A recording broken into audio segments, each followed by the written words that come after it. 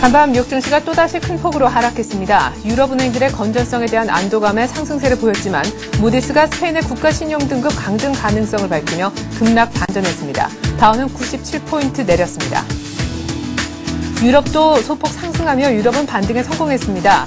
유럽은행들의 건전성에 대한 안도감이 은행주를 끌어올리며 주요국 증시를 강세로 이끌었습니다. 유가는 2분기의 마지막 날 뉴욕 상품시장에서 소폭 하락했습니다. 미국 민간 고용 지표가 부진하게 발표된 데다 휘발유 재고가 8주 만에 처음으로 증가했다는 소식이 수요 우려를 높였습니다. 신용평가사 무디스가 재정난에 시달리고 있는 스페인의 국가신용등급을 하향 조정할 가능성을 내비쳤습니다. 스페인의 경제 성장 전망이 악화될 수 있으며 정부의 재정 적자 감축 목표 또한 달성이 희박할 것이라고 내다봤습니다. 미국 기업들의 고용이 예상보다 적게 늘어나는 데 그쳤습니다. ADP에 따르면 6월 고용은 13,000건만 증가해 예상치인 6만 건에 크게 미달했습니다. 미국 중서부 지역 기업들의 제조업 활동이 9개월째 증가세를 지속했습니다. 미국의 6월 시카고 PMI는 59.1을 나타내 예상치를 상회하며 기준선인 50도 웃돌았습니다.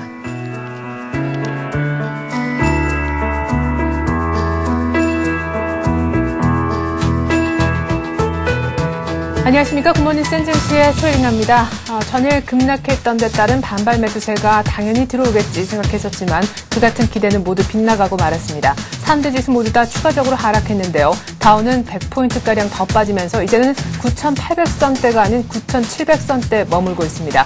기술적으로 중요한 지지대라고 보여줬었던 S&P 500의 1,040포인트도 때문에 무너지고 말았는데요. 3대 지수 모두 1%씩은 평균적으로 빠졌다라고 보여집니다. 고용보고서 발표 앞두고 ADP가 내놓은 민간 고용지표가 아주 적게 증가폭을 보인 것도 부담이었고요. 또 장막판 신용평가사 무디스가 스페인의 국가신용등급을 하향할 수 있다라는 가능성이 부각되면서 장막판 더 많이 빠진 격이 됐습니다. 보다 자세한 글로벌 증시 전문가와 함께 알아보죠. 동양종금증권에서 장영철 과장 나오셨습니다. 안녕하세요. 네, 안녕하십니까? 네, 보통은 만선이 이탈되고 나면은 다회 기준으로 그 다음 날은 거의 어김없이 기술적으로나마 반등이 나오곤 했었는데 간밤에는 그렇지가 않고 추가적으로 하락이 있었네요. 네, 원래 그 만선에 대한 그런 지지선이 굉장히 좀 이렇게 크게 작용을 많이 하는 게 사실인데요.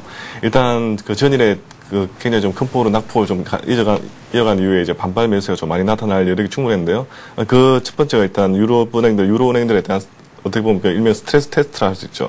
네. 스트레스 테스트가 좀 이렇게 안도감을 나타냈던 게 아마 시장에서 초반에 좀 약간 상승세로 좀 출발했던 그런 양상을 보였습니다. 하지만 어제 같은 경우에는 스페인에 대한 그 강등 경고가 다시 한 번 더 좀 이렇게 발목을 잡아가는 그런 모습 보였고요. 그리고 또 어떻게 보면 그 다우지수 중에서 하나 믿을 수 있는 게 좀 가장 굳건하게 된 고용지표에 대한 향방인데요. 네. 고용지표에 대한 향방이 그렇게 좀 좋지 않게 나왔던 게 지표에 대한 부담이 좀 나타났고요. 그리고 최근 들어가지고 그나마 유일하게 좀 나타난 게 제조업 경기에 대한 아직 활성화인데요. 이 제조업 경기 활성화도 아직은 뭐 확장은 많이 이루어지고 있지만 전월 대비해서는 약간 소폭이 좀 하회하면서 그런 모습이 오히려 시장에서 긍정적으로 평가가 받아야 되는데도 불구하고 크게 좀 이렇게 반발 매수세를 좀 작용하지 못했던 게 아마 시장의 악재가 되지 않았나 그렇게 보여지는데요. 네. 일단 다우지수 차트 보면서 한번 간단하게 좀 짚어보겠는데요. 네. 지금 최근에 얼마나 망가져 있나요? 차트가 좀 많이 좀 소위 말해 우리 그 시쳇말로 좀 많이 망가져 있는 그런 네. 모습 많이 나타내고 있는데요. 일단 뭐 최근 들어가지고 예전에 만선을 유로 그 재정 위기 이후에 만선을 한번 깨뜨리고 나서 급격하게 네. 좀 상승하지 않았습니까?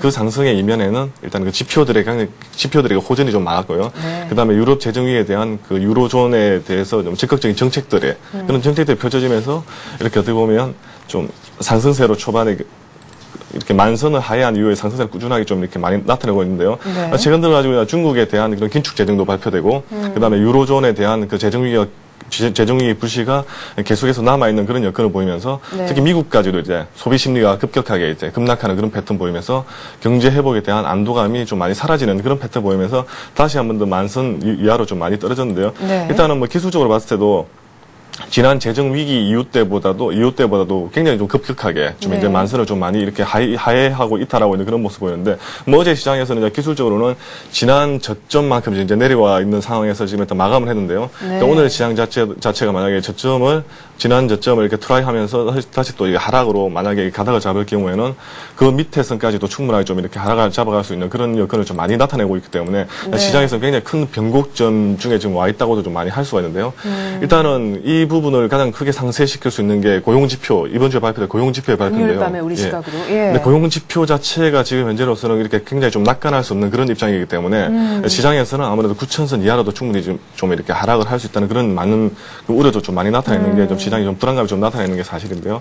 네. 일단 뭐 시장에서 좀 믿을 수 있는 게 지표라든지 그리고 그나마 유일하게 또 이제 7월달 또 3분기 지금 들어가지 않았습니까? 네. 7월달 들어가지고 미국에서 뭐 IT라든지 특히 뭐 포드부터 시작하고 자동차 업종들이 굉장히 큰 실적 시즌을 맞이해서 굉장히 큰 어닝을 나타낼 것이라고 좀 예상되고 있기 때문에 네. 그런 이제 실적 시대에 맞는 그런 기업들의 실적들. 그런 부분이 한 번 더 좀 좋게 나타나면 오히려 또 한 번 더 만세를 좀 트라이 할 수 있지 않을까. 그렇게 예상되어집니다. 네. 그건 뭐 7월달 어닝 시즌 뉴욕 증시의 경우 들어가 봐야 아는 얘기겠고요. 지금 어쨌든 현재 분위기로서는 9,000선까지도 가능성을 열어둬야 되는 분위기가 더 크다. 이런 얘기를 하셨습니다. 그래요. 일단은 중요한 것이 결정적인 어떤 터닝 포인트가 그래도 되어주리라 기대를 그래도 걸고 있는 것이 바로 우리 시각으로 금요일 밤에 나타낼 미국의 노동부가 내놓는 고용지표인데요. 그에 앞서서 그래도 선행지표격이라고도 할 수 있는 ADP 민간부문 고용지표가 간밤에 나왔는데 이것이 좋지 못했습니다. 민간부문 고용 그래도 한 6만 건 정도 늘어날 것이다 생각을 했었는데 1만 건 조금 넘게 정도만 증가했다고요? 네, 맞습니다. 일단 민간 고용 지표는 일단은 그 증가세를 좀 나타냈던 게 이제 시장에서는 좀 어떻게 보면 뭐 안도를 나타내지 않을까라고 예상했는데요. 실제로는 지난달에는 한 5만 7천 명 정도가 일단 증가를 했고요. 네. 시장의 전망치가 최근에 이게 경제 회복 속도로 봤을 때는 이번에 전망치는 한 6만 명 정도는 충분할 것이라고 예상을 많이 나타냈는데 실제 시장의 뚜껑을 열어보니까 13,000명도 증가했습니다. 네. 증가는 마이너스 감소라든 인력 감축은 없었지만은 네. 올해 시장의 전망치를 크게 좀 하야하면서 오히려 시장에서 좀 악재로 좀 돌발작용하는 그런 모습 보이는데요. 네. 일단 전반적으로 ADP 민간 고용에 따라서는 일단 13,000명 정도 상승하면서 예상 크게 하회했지만 일단 상승으로 마감을 했고요. 5개월 연속 증가세를 나타냈던 데에서 시장에서는 투자 심리 회복을 많이 찾으려고 했던 그 노력이 좀 많이 나타났는데 네. 일단은 경기 회복에 대한 불확실성에 따라서 채용을 좀 많이 끓이고 있다는 게 아무래도 경기 회복이 아직까지는 확산되고 있는 그런 모습 보이지 않는다는 게 많이 나타냈고요.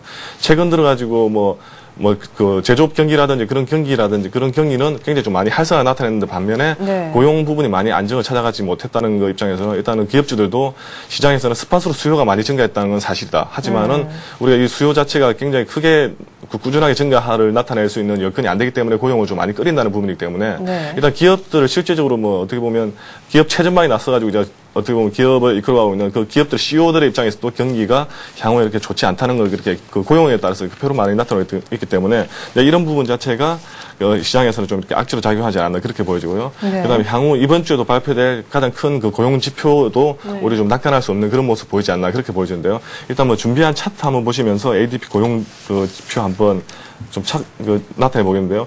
일단 ADP 고용 지표 같은 경우는 꾸준하게 좀 상승세를 좀 많이 나타냈던 게 사실입니다. 하지만 시장에서 전망치를 나타냈던 그런 고용 부분만큼 그 인력에 대한 그 정원이 많이 나타내지 않았던 게 시장에서 많이 투자 심리를 위축시키지 않았나 그렇게 보여지는데요. 일단 민간 고용 지표 같은 경우는 상승세를 나타냈던 데에 대해서 좀 의미를 좀 많이 찾는 그런 수준에서 일단 끝나야 되지 않을까 그렇게 이번 주에는 보여집니다. 네. 자, 이번 주 금요일 날 비농업 부문 고용이 나오게 됩니다. 아마 정부에서 인구조사 때문에 사람들 고용했던 것에 대해서 한 20만 명가량 정도 이번엔 해고한 결과를 집어들게 되지 않을까 이렇게 예상하고 있는데요. 더 중요한 것은 민간 섹터의 고용입니다. 금요일 날 또는 ADP 부문 민간 고용 정도만 저희가 선행지표로 한번 받아들긴 했는데 금요일 날 나오게 되는 노동부의 또 민간 부문 섹터의 고용 증가세가 어느 정도인지 한번 체크를 해볼 필요가 있겠다 싶습니다. 자, 고용지표는 좋지 못했지만요. 지표 내에서도 호황제가 좀 엇갈렸던 것 같습니다. 역시 미국에서 계속해서 견주한 것은 역시나 제접적인 것 같네요. 네, 맞습니다. 어제도 발표된 게 6월 시카고 PMI, 구매자 관리 지수라고 그러는데요. 일단 제조업 경기 정도 지표로 일단 판단하시면 될 것 같은데, 일단 어제 발표됐던 게 실제로 예상치가 한 59 정도 지수로 나타났는데, 예상치보다 소폭 상회하는 59.1 정도로 이제 마감했는데요. 일단 9개월 연속 50 이상을 상회하면서, 일단 제조업 경기 그 지표에 있는 대부분 이제 이론적인 그 이론이 50 이상 되면 계속 확장세가 나타내고 있는 그런 국면이 많이 나타나기 때문에 아직까지는 여전히 제조업 경기는 확산을 좀 많이 나타내고 있다는 그런 모습이 좀 뚜렷하게 나타내고 있는데요. 최근 들어 제조업 경기 지표가 여러 군데서 많이 발표됐는데 그 발표했던 대부분의 제조업 경기가 아직까지는 계속해서 확장 그 국면에 나타내고 있기 때문에 실제로 시장에서는 이제 제조업 경기가 많이 이제 꺾인 그런 부분이 많이 나타난다 그렇지만 아직까지도 이렇게 제조업 경기가 좀 많이 살아나고 있다는 게 시장에서는 그나마 좀 안도를 할 수 있는 그런 부분이 아닐까 그렇게 이렇게 나타나는데요. 최근 들어서는 소비가 좀 많이 나타나면서 제조업 경기를 좀 많이 이끌었던 그런 부분이 또 좀 많이 나타나는 게 특징인데요. 일단 그 시카고 PMI 부분도 일단은 준비했던 차트 한번 보시면서 나타나는데요. 네. 최근에 그 금융위기 이후에 큰 폭으로 좀 많이 하회했다가 금융위기 이후에 급격하게 좀 회복을 좀 많이 나타냈는데요. 네. 회복 속도도 굉장히 좀 많이 빨랐고요. 뭐 최근 들어가지고는 회복이 약간 둔화되고 있지만 그래도 여전히 상승 국면에 있다는 게 아무래도 미국 경기 자체는 아직도 안정을 찾아가지 않나 그렇게 보여지는데요. 뭐 최근 들어가지고 서비스업 경기 지표 같은 경우는 소폭 좀 이렇게 둔화되는 모습 보였지만 아직까지는 제조업 경기 부분에는 좀 강세를 나타냈던 게 시장에서는 그나마 경기 회복에 대한 신호탄을 아직까지는 그나마 우리가 좀 안정을 찾아가지 않나 그렇게 보여지는 게 시장의 특징이라고 생각합니다. 네, 제조업 지표는 개선됐는데 고용 지표는 여전히 불안한 모습. 지표에서는 일단 향방이 좀 엇갈린 간밤의 뉴욕 증시였다 이렇게 볼 수가 있겠는데요. 장 막판에 급하게 뉴욕 증시 발목을 크게 잡았던 것이 바로 역시 유럽 쪽에서 얘기가 나왔습니다. 이제는 뭐 이런 재료는 글쎄요 반응을 안 할 때도 되지 않았나 싶은데 그만큼 심리가 좀 위축돼서일까요? 무디스에서 스페인에 대한 신용 등급을 하향한 것이 아니라 하향할 수도 있다 이런 가능성 때문에 막판에 많이 빠졌네요. 예. 무디스가 또 이런 왜 하필 이런 시점에 또 이런 걸 좀 들고 나는지는 좀 괜히 좀 많이 좀 이렇게 좀 원망스럽기도 한데요. 네. 일단 무디스가 어제 같은 경우는 이제 그 유로은행들의 스트레스 테스트가 좀 이렇게 안도감을 나타내면서 이제 시장을 좀 이렇게 완화시켜주는 모습 보이던데요. 예, 무디스가 장막판에 또 내놨습니다.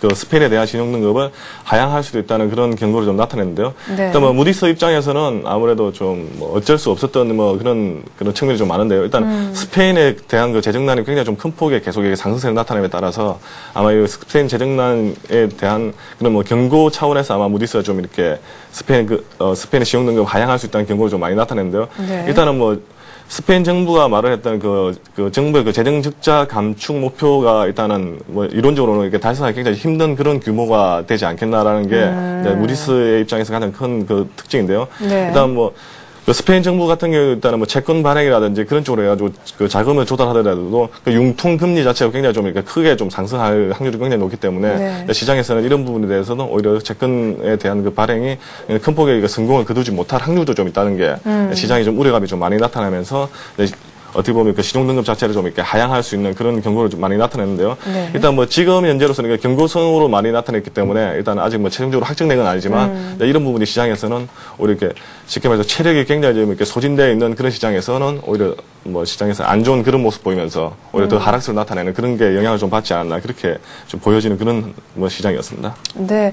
자, 은행주의 흐름 때문에 좋지는 못하게 끝이 났습니다만 사실 장 초반에 은행주는 뉴욕 증시 기준으로 오전장에서는 굉장히 흐름이 좋았습니다. 지금부터 그 이유를 좀 살펴볼 텐데요.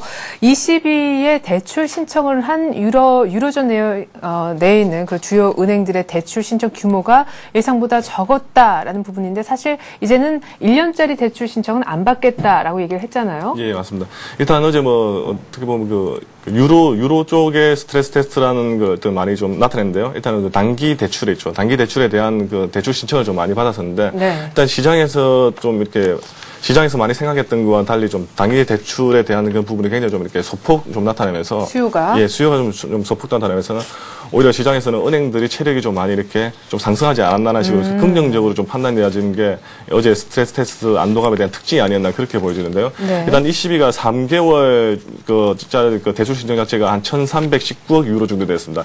일단 시장에서는 예상치가 한 2천억 유로 정도로 나타냈는데요. 2천억 유로보다 큰 폭으로 좀 많이 하회하면서 약 한 33% 정도로 오히려 좀 크게 밑돌면서 시장에서 좀 많이 안도를 나타냈는데요. 일단 뭐 최근 들어 굉장히 좀 이렇게 많이 이슈가 되었던 게 그 유로존 은행들의 그 성격이라든지 유로존 은행들의 체질이 어느 정도로 좀 많이 개선되어 있냐가 나타났는데 신용 위기로 번지느냐. 예. 근데 그런 부분이 어제 같은 그런 뭐 대출 신청 수요로 나타내면서 아직까지는 좀 괜찮다는 게 시장에서 많이 안도감 나타냈던 게 좀 특징인데요.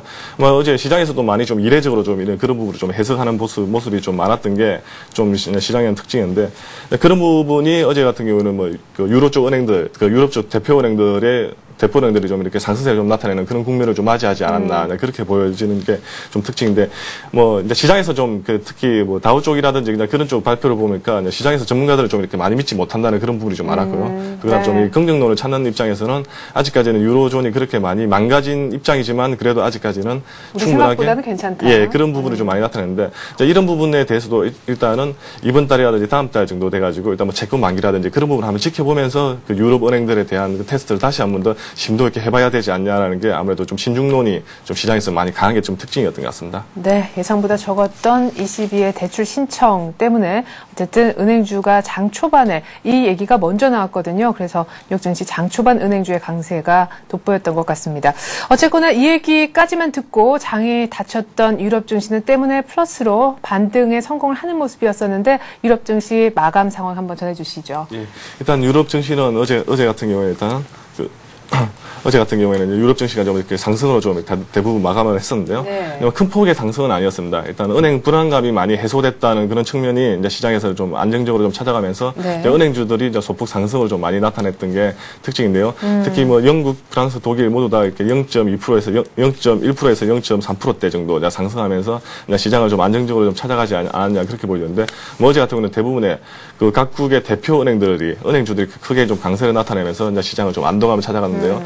일단 뭐 그 이후에 이제 유로 그 다우 지수 같은 경우는 이제 다우 지수 같은 경우 오히려 상승세가 나타나면서 이렇게 하락으로 마감했는데요. 일단 뭐 시장에서는 좀 이렇게 유럽 증시 같은 경우 좀 많이 좀 피해를 좀 이렇게 약간 좀 이렇게 우회했던 그런 모습 보이는데요.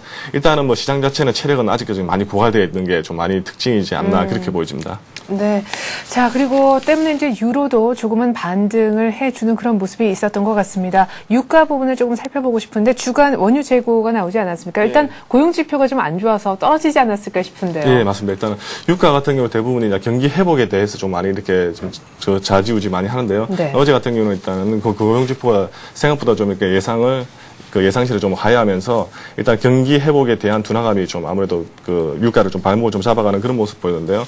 일단 유가 같은 경우에는 어제는 고용 지표와 그다음에 주간 재고와 실망 때문에 좀 하락을 나타냈는데요. 네. 그러니까 WTI가 75.63달러에 마감했던 게 일단 특징인데요. 주간 재고 같은 경우에도 어제 같은 경우는 어제 같은 경우는 전일 대비 한 200만 배럴 정도, 실제로 이렇게 휘발유 같은 경우는 59만 7천 배럴 정도가 일단은 감소로 나타나면서 이제 시장이 좀 특징으로 좀 그 작용을 많이 했던 게 특징이고요. 그리고 금값 같은 경우는 0.3% 정도 상승하면서 온스당 한 1,245.9달러 정도로 마감을 했습니다. 그리고 달러 같은 경우는 이제 약세를 좀 나타나면서 달러 인덱스가 86.012로 마감했던 게 상품 시장의 특징이었습니다. 네. 자, 간밤에 뭐 다우 같은 경우에 그 전 저점, 장중에 찍었던 전 저점보다 조금 더 그 저점을 캔들상으로 더 낮춘 그런 모습. 그리고 나스닥과 S&P 500은 그 전일에 이어서 계속해서 저점을 낮춰가고 있습니다.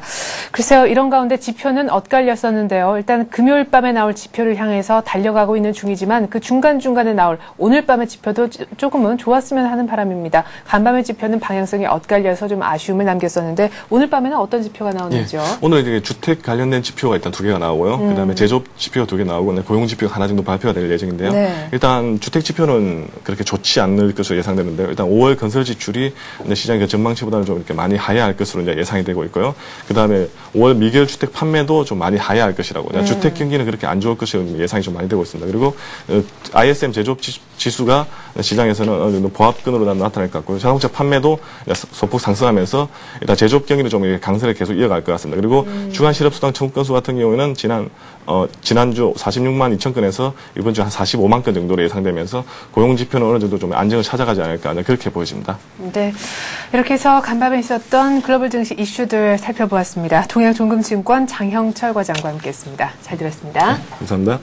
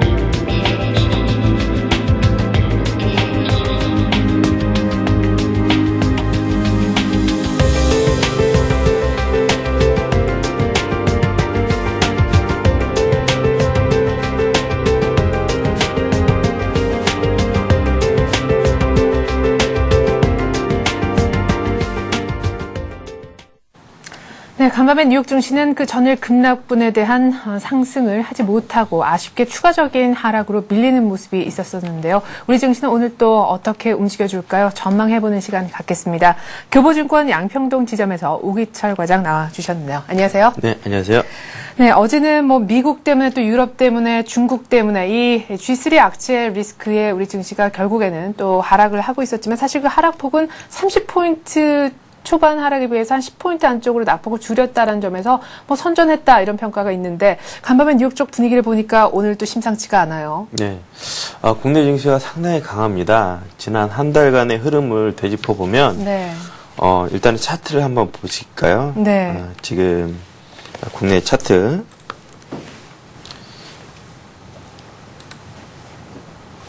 잠시만요. 네. 지금 뜨지가 않고 있는데요.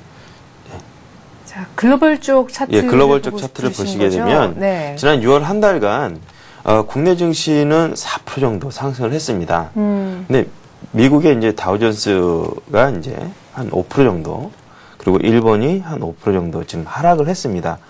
예, 이러한 것들이 국내 증시가 상당히 좀 견조하다 이런 흐름을 나타내고 있는데 이건 역시 지금 상당히 지금 이익 성장세가 한국은 좀 지속이 되고 있기 때문에 네. 이러한 흐름을 나타내고 있습니다. 그렇지만 과연 이러한 흐름이 국내 증시의 상승이 언제까지 독자적으로 이루어질지는 좀 의문입니다. 네. 하반기에 이제 경제 모멘텀들이 이제 둔화될 가능성이 있기 때문에 그런 흐름들을 본다고 하면은 국내 증시도 혼자만 이제 도개청청할 수 있는 그런 상황은 아닐 것 같고요. 네. 다만 이제 그 어제 미국 증시가 또 다시 하락을 하면서 네. 국내 증시의 어제 상승폭을 같이 한꺼번에 그 하락폭이 이제 좀 둔화됐던 부분들이 더 커질 수 있는 그런 우려도 좀 가지게 될 것 같습니다. 네. 자, 그러면 오늘 이렇게 얘기가 나온 김에요. 오늘 정도까지 봤을 때 장중에 혹은 뭐 종가 기준 지지선이 어느 정도 돼주리라 생각하십니까? 뭐 1650 얘기를 많이 하는 것 같던데요. 예, 일단은 그 6월 한 달간 박스권 흐름을 본다고 하면은 전략 후반의 패턴이 될 가능성이 좀 있어 보입니다. 연초에 이제 그 월 초에 유럽이라든가 미국 경제지표, 중국발 그런 악재들이 월초에 대부분 집중이 돼 있기 때문에 그런 흐름들이 국내 증시에 월초에는 좀 약간 안 좋은 흐름을 나타내겠지만 한국과 미국 여타 국가들이 어닝 시즌이 이제 7월 중순 이후에 이제 발표가 되기 때문에 네. 그 이후부터는 일단은 긍정적인 모멘텀을 얻어서 일단은 전략 후반의 그런 월말 패턴이 되지 않을까 일단 흐름을 보여주고 있고요. 그리고 잘하면은 그러한 네. 그 어닝 모멘텀을 이뤄서 1750선 박스권을 돌파하는 그런 모습도 나올 수 있지 않을까 일단 예상을 하고 있습니다. 그렇지만 뭐 박스권을 돌파하기 위한 그런 강력한 모멘텀이 국내 시장이 좀 선반영된 듯한 느낌이 좀 있습니다. 네네. 그렇기 때문에 그렇게 크게 기대할 수 있을 만한 부분은 아닌 것 같고요. 일단은 이러한 흐름을 보기 위해서는요. 네. 각국의 이제 제조업 선행 지표를 좀 한번 보시도록 하겠습니다. 네, 아무튼 7월에 1800까지는 안 보시는군요. 예, 약간 어려울 수 있을 것 같습니다. 예, 그래요. 지금부터 왜 어려울 수 있는지 조금 이유가 나올 것도 같은데요. 네. 일단은 그 부담 요인으로 보게 되면 유럽의 이제 국채 만기가 좀 집중이 돼 있고요. 네. 그다음에 실적 시즌이 종료가 되고 있습니다. 그다음에 각국의 출구 전략이 서둘러서 나올 가능성이 있습니다. 지금 중국의 지금 뭐 1분기 경제 성장률이 상당히 좋아서 2분기에 출구 전략을 좀 비슷한 것을 이제 위안화 절상을 통해서 쓰려고 하니까 바로 그 역효과가 나타났죠. 네네. 그런 흐름들이 이제 6월 달에 이어서 7월 달에 그렇게 좀 부담되는 요인으로 좀 작용할 것 같고요. 네. 긍정 요인 역시 실적밖에 없습니다. 실적 시즌이 종료됨과 동시에 또한 실적에 이제 기댈 수밖에 없는 그런 네. 상황인데요. 일단 주요국 제조업 선행 지표를 보게 되면 네. 5월 달부터 이제 그 선행 지표들이 지금 하락하는 모습을 볼 수 있습니다. 네. 세계 경제 공통으로 나타나는데 미국, 독일, 중국, 한국 모두 다 선행 지표가 좀 하락을 하고 있고요. 네. 그나마 이제 좀 국내 증시가 그래도 좀 버티고 있는 그런 모습들은 그 주요국 주간 어닝 모멘텀 추이를 보게 되면 네. 독일과 한국만이 이렇게 상승하는 모습을 보이고 있습니다. 예. 제가 지난주에 말씀드릴 때 유럽 시장이 전체적으로 안 좋아도 그 중에서 독일만 이제 상당히 좋을 거라고 말씀을 드렸는데 네. 그나마 잘 버티는 나라가 이렇게 이익이 계속적으로 증가를 하는 선행지수는 좀 꺾인다 하더라도 이익 지표가 좋은 한국과 독일 같은 경우는 좀 같은 흐름으로 좀 나타날 수가 있어서 네. 그나마 좀 선방을 하는 것이 아닌가 일단 그렇게 보여지고 있습니다. 예. 자, 그러면은 일단 뭐 어닝 시즌에 대한 기대감 때문에 7월에 좀 오르긴 하겠지만 역시나 유로존에 인한 어떤 여러 가지 문제들 아직까지 확연하게 해결이 되지 않았고 어제 또 그제 발목을 계속해서 잡았던 그 글로벌 증시의 경기 둔화 우려 역시 기저에 깔려 있어서 1800까지는 조금 어렵겠다 이렇게 얘기를 하셨습니다. 자, 무엇보다 7월 하면 많은 분들이 알고 계신 재료죠. 아, 이것 때문에 어닝 시즌이 빛을 발할 수 있을까? 역시 그 선진국 그러니까 특히 유로존에 대한 국채 만기가 집중돼 있다라는 부분 아니겠습니까? 예. 일단은 지금 유로존 국채 만기가 지금 뭐 왔다 갔다 하고 있습니다. 네. 3개월 연장이냐, 뭐 1년 연장이냐, 그런데 뭐 스스로 무덤을 파지는 않겠죠. 예. 뭐 어느 정도 뭐 위험은 되겠지만 이런 것들은 좀 무난하게 넘어갈 것으로 보여집니다. 네. 또 거기에 대해서 이제 뭐 충분하게 자금을 좀 확보를 해놓은 상황이기 때문에 그 부분은 단기적인 뭐 이슈는 될 수 있겠지만 중장기적으로 봤을 때는 좀 무난하게 잘 해결돼서 넘어갈 수 있을 것으로 보여집니다. 어제 네. 무디스에서 스페인의 신용등급을 하향할 수 있다는 그러한 기사가 나왔는데요. 네. 물론 그럴 수도 있습니다. 그렇지만 지난번에 말씀드린 것처럼 신용등급이 하향되면 그것으로서 이제 거의 대부분 마무리가 되는 국면이기 때문에 그 전까지는 움직임이 안 좋다 할지라도 막상 그때 당하고 나서는 그 이후부터는 좋은 흐름이 나타날 가능성이 있습니다. 네. 자, 그리고 좀 대외적으로 또한 불안전하게 좀 걱정되는 그런 변수라면은 중국 쪽에서의 어떤 물량 부담 얘기도 나오던데 이게 또 무슨 얘기입니까? 예, 일단은 뭐 지금 그 중국의 농업은행이 7월 중순에 이제 홍콩과 중국 본토에서 상장을 하게 됩니다. 15, 16일 날 이제 같이 상장을 하게 되는데 네. 매번 그랬었죠. 그 중국의 큰 은행들이 이제 그 상장할 때마다 이제 물량 부담이 되지 않느냐. 국내 증시에 이제 자금을 빼서 그쪽으로 좀 넘어가는 것이 아니냐. 일단 그런 부담감들이 있어서 일단은 7월 달에 이슈가 될 것 같아서 7월 초에 때문에 좀 잠깐 가져와 봤는데요. 근데 그러한 우려는 그렇게 크게 안 하셔도 될 것 같습니다. 지난번 이제 그 중국의 은행들이 4대 은행들이 이제 IPO 이제 기업 공개를 하면서 코스피 주가 지수를 좀 본 차트가 있는데요.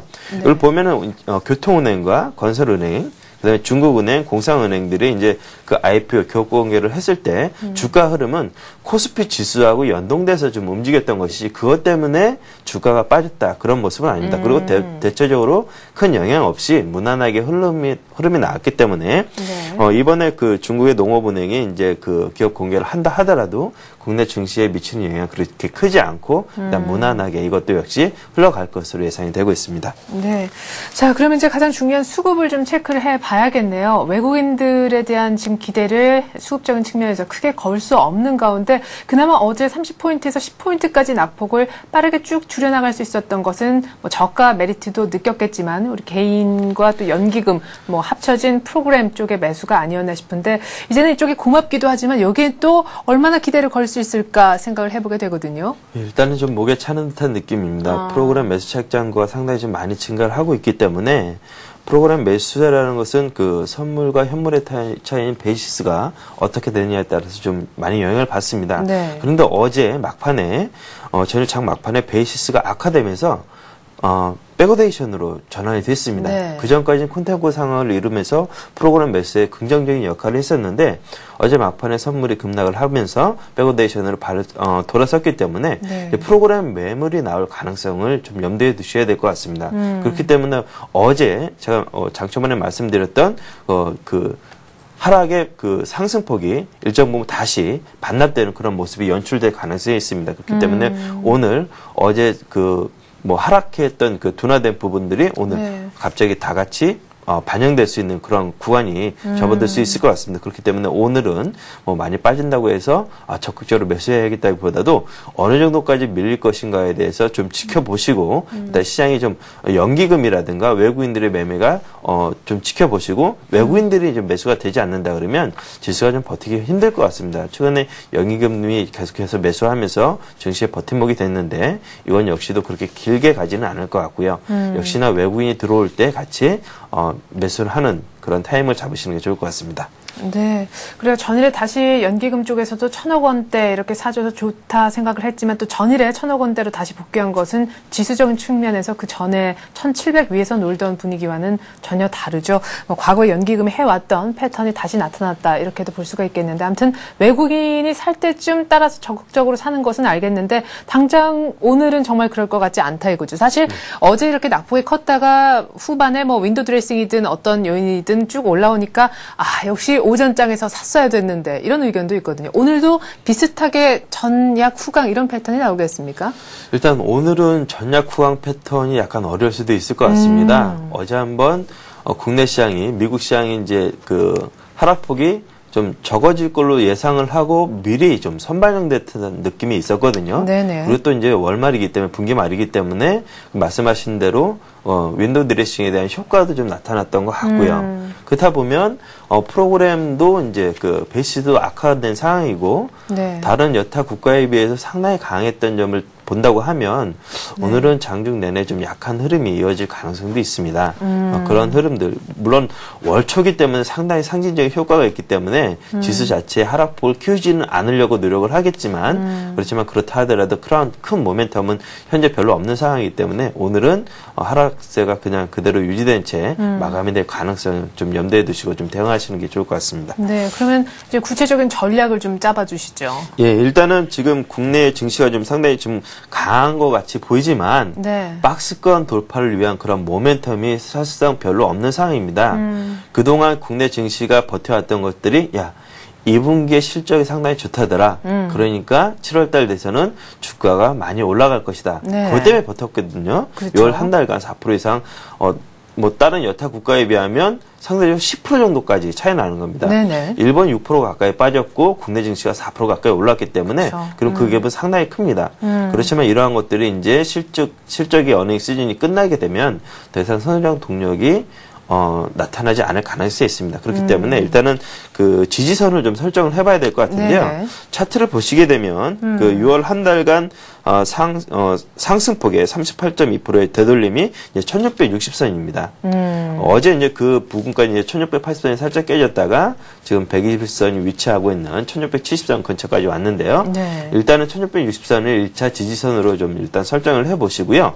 이제 거기가 이제 깨질 가능성도 염두를 해 두셔야 될 것 같습니다. 네. 그리고 이제 1636, 50% 정도의 되돌림 수준인 1636선까지 좀 일단은 하락할 수도 있다. 물론 거기도 살짝 깰 수도 있겠지만 일단은 그 정도를 지지선으로 보시고 1차 지지선과 2차 지지선을 보시고 일단은 단기적으로 매수 대응을 하시는 것이 일단 옳지 않을까 일단 그렇게 보여집니다. 네, 일단 지수적인 측면에서는 아직까지 뭐 박스권이고 박스권을 뚫을 만한 모멘텀 글쎄 이미 실적이라고 할 수 있는데 그 유일한 모멘텀도 약간 당겨서 쓴 것 같은 그런 느낌 지울 수 없다 얘기를 하셨습니다. 뭐 1차, 2차 지지선까지 이렇게 얘기를 해주셨는데 만약에 이 지지선까지 밀렸다라고 했을 때 또 밀리지 않았다라고 했을 때 어떤 업종 중심으로 좀 접근을 해볼까 이제 이 업종 얘기를 좀 해봐야 될 것 같은데요. 예, 최근에 그 내수 관련된 업종에 대한 얘기들이 많이 나오고 있습니다. 네. 그럴 수밖에 없는 것이요.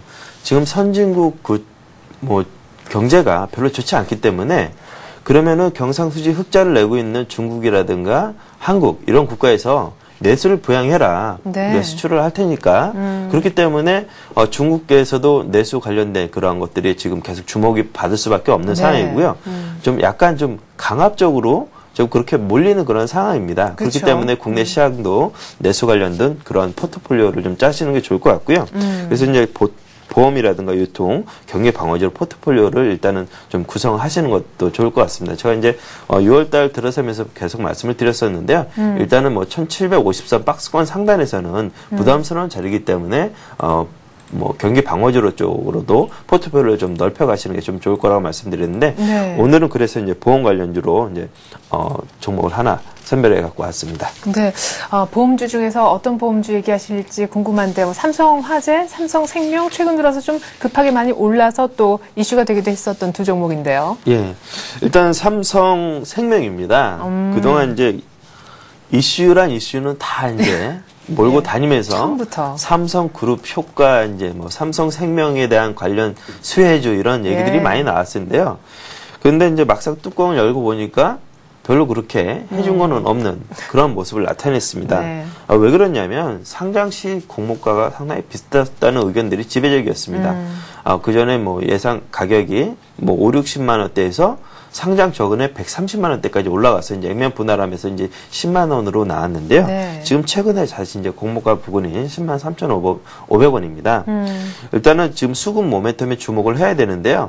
그동안 이제 참여를 할 수 없었던 기관들이 이제 4개월간 이제 락이 이제 해제가 되면서 네. 본격적으로 이제 그 리포트도 발표를 할 수 있게 되었고요. 그 다음에 이제 매수에 가담하지 못했던 기관들도 이제 적극적으로 들어올 수 있는 그런 기간이 지나갔습니다. 네. 그렇기 때문에 이제 수급 모멘텀에도 좀 주목을 하셔야 될 것 같고요. 네. 그리고 이제 삼성생명의 이제 그 전에 주도적인 종목은 삼성전자였죠. 네. 그렇지만 이제 삼성생명이 이제 그러한 자리를 이어받을 것으로 예상이 됩니다. 물론 에버랜드와 삼성생명이 이제 쌍두마차로 주주 구조를 이제 가져가겠지만 네. 현재까지는 삼성생명이 삼성그룹의 지배 구조의 정점에 위치해 있기 때문에 이러한 모멘텀들이 상당히 좀 반영이 될 것으로 보여집니다. 그렇기 때문에 지금 그 공모가 부근이기도 하고 좀 매력적인 가격대에 이제 서서히 들어오는 것이 아니냐 일단 그렇게 보여집니다. 그리고 일단 수익성도 상당히 뛰어난데요. 업계 1위로서 이제 뛰어난 수익성을 확보했는데 보험은 그 저축성 보험보다 보장성 보험이 수익률이 훨씬 뛰어납니다. 근데 삼성생명 같은 경우는 약 업종 평균 대비 약 9% 정도 보장성 보험이 더 높은 편입니다. 그렇기 때문에 수익성이 다른 그 여타 생명보다 좀 높겠고요.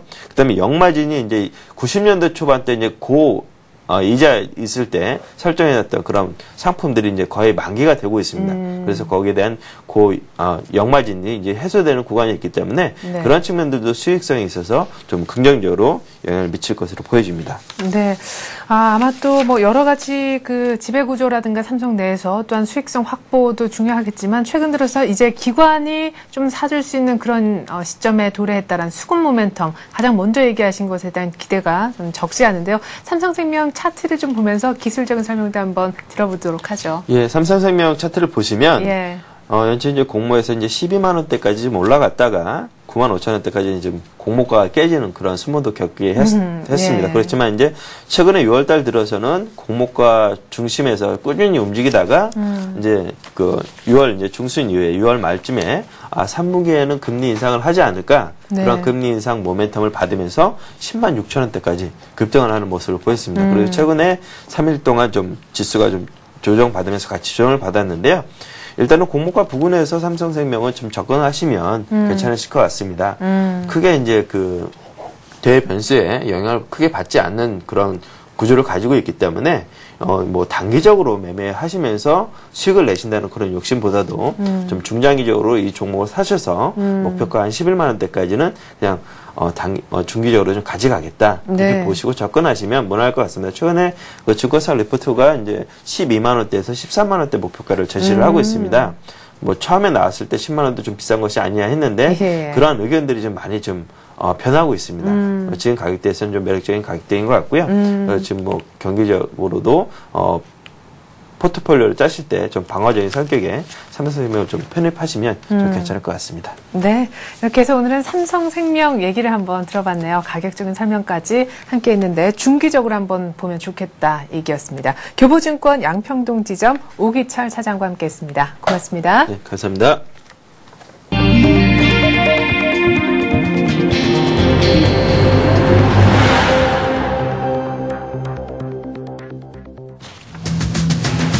근로시간 면제 한도, 즉 타임오프제 시행을 놓고 전국 사업장 곳곳에서 노사 간 충돌이 벌어지고 있습니다. 상당수 노조가 현행 노조 전임자 수를 유지하기 위해 사측의 이면 합의를 요구하고 있는데요.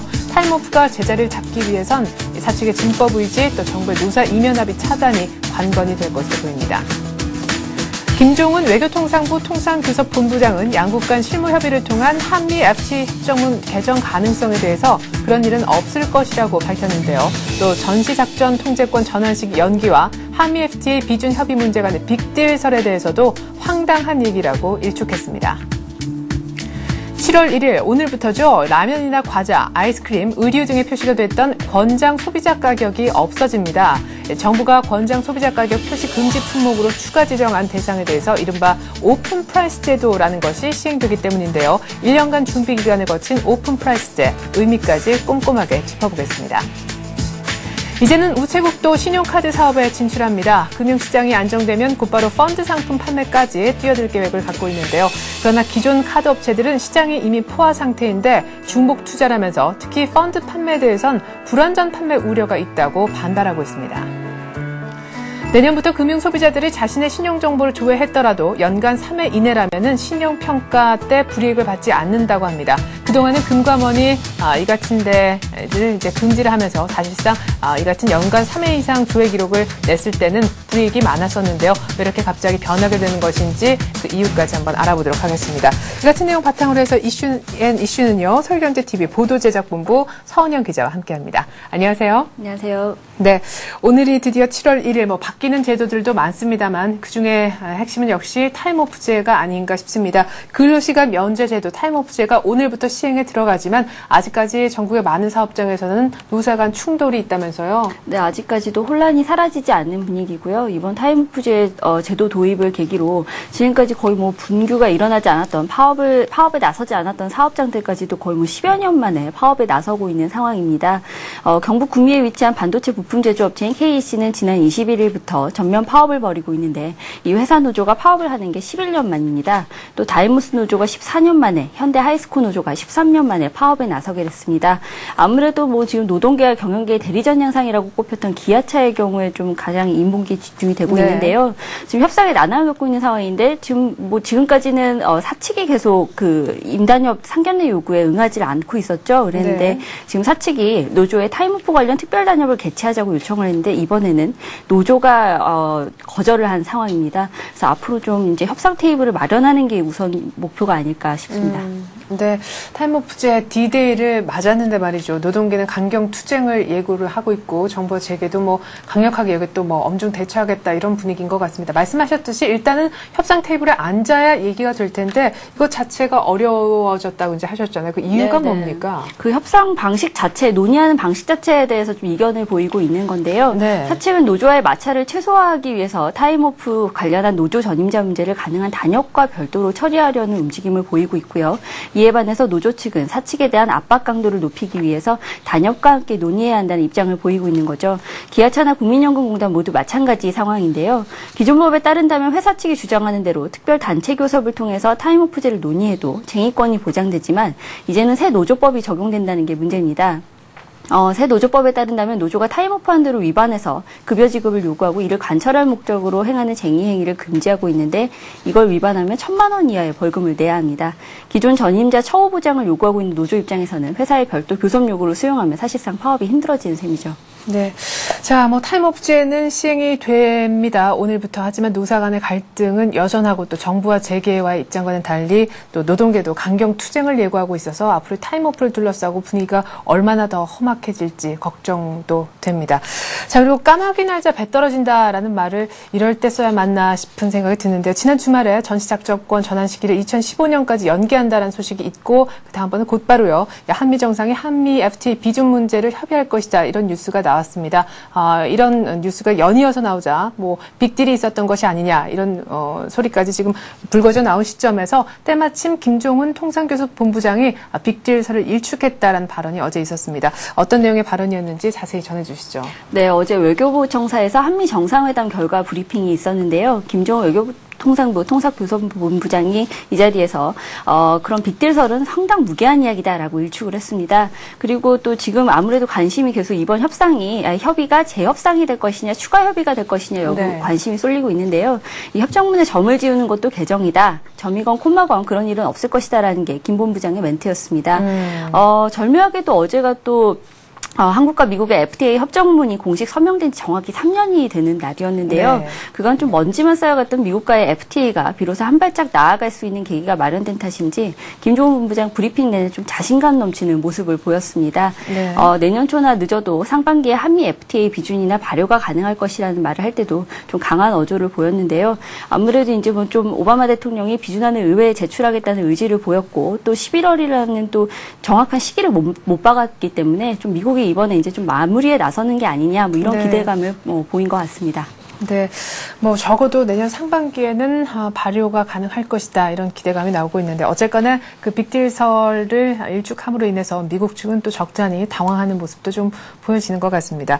자, 그리고 오늘 하반기 첫날 7월 1일이어서요 타임오프제가 또한 시행이 된다 앞서서 말씀을 드렸는데 그 외에도 바뀌어지는 제도들이 많습니다. 가장 좀 눈길을 모으는 것이요 이 권장 소비자 가격 표시가 이제는 더 이상 볼 수 없다는 점인데 지금까지 뭐 권장 소비자 가격은 거의 모든 상품에 달려 있었는데 이것이 없어진다. 이거를 두고 오픈 프라이스 제도라고 일컫는다면서요? 네, 그렇습니다. 보통 이제 우리가 뭐 아이스크림 사 먹을 때 이렇게 봉지에 500원, 700원 이렇게 적혀 있지 않습니까? 네네. 근데 이제 그 가격 자체가 아예 사라지는 거고요. 이 가격을 유통업체가 직접 결정을 할 수 있게 되는 겁니다. 이번에 뭐 사실 처음 도입되는 건 아니고요. 99년에 이미 제도가 도입돼서 TV 같은 가전제품이나 책상 소파, 뭐 정장, 운동화 뭐 이런 품목에는 이미 적용이 되고 있었고요. 이번에 좀 달라지는 것이 처음으로 식품에 도입이 된다는 겁니다. 네. 이번에 243종의 의류와 3종의 가공식품이 추가 지정되는데 이 식품 중에서도 라면이나 과자, 아이스크림 등에 적용이 됩니다. 그래서 앞으로 뭐 우리 뭐 슈퍼에 가면은 뭐 50%, 70% 뭐 이렇게 가격이 적혀 이렇게 할인을 한다. 이렇게 아이스크림 같은 경우는 그런 뭐 할인이 많은데요. 이런 네. 것들 자체가 아예 사라지는 거죠. 그렇군요. 예, 저희 동네에 있는 떡볶이 가게에서도 이렇게 아이스크림을 굉장히 싸게 팔았는데 이제는 예, 기대 못할 것 같네요. 어쨌든 유통업체가 직접 판매가를 결정하는 오픈 프라이스 제도가 오늘부터 이제 확대 시행된다라는 말씀이신데 뭐 제도 도입을 앞두고 이미 1년간의 어떤 준비 기간을 거쳤다고 하지 않았습니까? 그래도 당장 그런 권장 소비자 가격이 없는 것 보고 사람들이 좀 적당히 당혹하지 않을까요? 네, 그렇죠. 아무래도 늘 이렇게 딱 봉지부터 보면서 이게 얼마짜리인지를 확인을 했었는데 네. 그런 이제 봉지 방식 자체가 달라지고 또 제가 슈퍼나 뭐 그런 대형 마트에 가기 전까지는 그 품목의 그 제품의 가격을 알 수 없다는 것 때문에 아무래도 당분간 좀 혼란이 있을 것으로 예상이 됩니다. 네.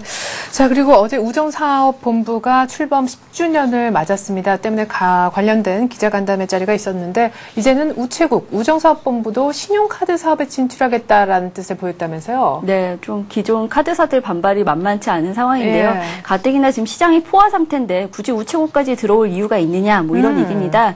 뭐 우체국 입장에서는 지금 뭐 군 단위 이하 사업장 비중이 크기 때문에 전 국민을 대상으로 금융 서비스를 다양하게 제공하려면 우체국이 카드 사업을 해야 된다, 뭐 이런 주장을 하고 있는 건데요. 네. 뭐 기존 카드사들 같은 경우에는 이미 뭐 카드사와 제휴를 해서 회원가입을 연결시켜주고 있었고 기존 카드사들 자체도 농어촌 지역에 충분히 서비스를 하고 있다, 뭐 이런 주장을 하고 있는 상황인데 뭐 지금 우체국은 당장 뭐 도입을 하겠다는 건 아니고 어느 정도 감독 당국과 논의를 한 다음에 또 시간을 갖고 추진을 하겠다는 뭐 전제를 깔고는 있습니다만 아무래도 기존 카드사들이 강하게 반발하고 있는 상황입니다.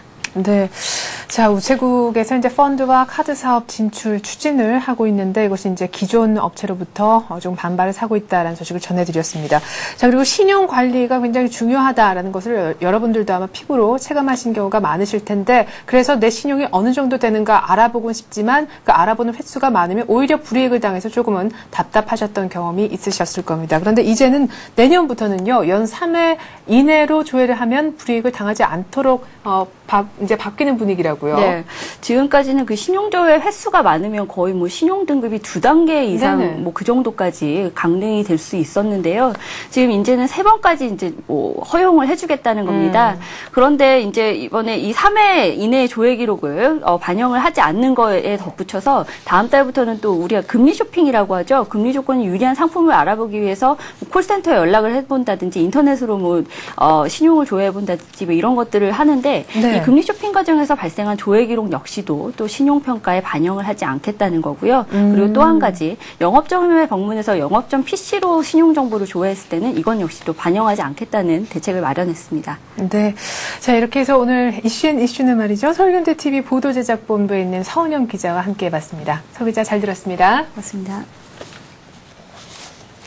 네, 간밤에 뉴욕 증시 장 막판에 스페인의 신용등급 강등 우려, 강등 가능성 때문에 많이 하락했습니다. 하지만 그에 앞서서 역시 더 중요했던 것은 지표 측에서 제조업 지표는 9개월째 확장세를 보였지만 오는 금요일 밤에 발표될 고용지표와 거의 연관된 선행지표로 할 수 있는 ADP에서 내놓은 민간부문 고용지표가 아주 좋지 못했습니다. 예상을 한 6만 건 정도 증가하지 않을까 생각을 했었는데 10,000건 조금 넘게 증가를 하면서 이 지표에서부터 출발이 좋지 못해 다우가 100포인트 가까이 추가적으로 빠졌습니다. S&P 500, 나스닥은 점점점 연 저점을 써가고 있는 상태고요. 다우는 그 전에 낮았던 저점보다 장중의 포인트는 더 낮은 안 좋은 캔들의 모습을 보여줬습니다. 걱정스럽습니다. 그나마 제조업 지표가 좀 괜찮았다는 점, 유럽은 반등에 성공했다는 점이 있지만 뉴욕이 추가적으로 더 하락하고 반등에 성공하지 못함으로 인해서 오늘 우리장 출발 역시 안 좋을 것이라 예상이 됩니다. 다만 바라기는 어제처럼 전약 후강이었으면 좋겠는데요. 여기에 동의하는 전문가가 많지 않다라는 것도 걱정스러운 부분입니다. 자세한 우리장 소식은 출발 샘증시를 통해 해드리겠습니다. 고맙습니다.